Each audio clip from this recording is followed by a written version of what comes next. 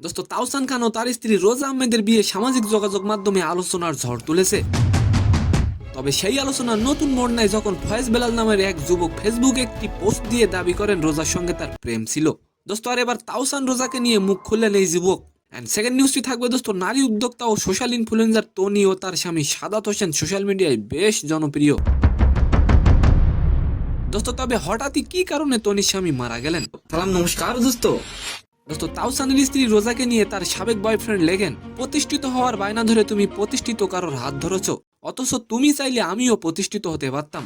দোস্ত তিনি আরো লেখেন, তুমি যার হাত ধরেছ তাকেও কেউ একজন ছেড়ে চলে গেছে, আজ সে তোমাকে সঙ্গী করে পেয়েছে। দোস্ত আপনি অবশ্যই কমেন্ট করে যাবেন যে রোজা কি তাওসানকে বিয়ে করে ঠিক করেছে নাকি ভুল। তাওসানের স্ত্রীর সাবেক প্রেমিক বলেন, আমি হয়তো নীলতিমি হতে পারলাম না, বাট আমিও তোমার মতো সুন্দরী কোনো নীলপরীর হাত ধরবো। দোস্ত আর এই পোস্ট নিয়ে তৈরি হয় বিভ্রান্তি ও ধোঁয়াশা। অনেকে ফয়েজের বক্তব্যকে সমর্থন করলেও অন্যরা রোজার ব্যক্তিগত জীবন নিয়ে নেতিবাচক মন্তব্য করার কারণে সমালোচনা করেছেন। দোস্ত তবে এই বিষয়ে তাওসান ও রোজা এখনো মুখ খোলেনি।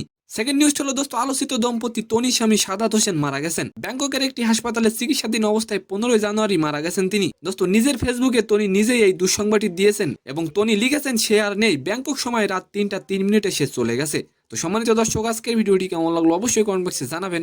আর ভিডিওটি যদি ভালো লাগে অবশ্যই একটি লাইক দিয়ে আমাদের চ্যানেলটিকে সাবস্ক্রাইব করে দিবেন। ধন্যবাদ।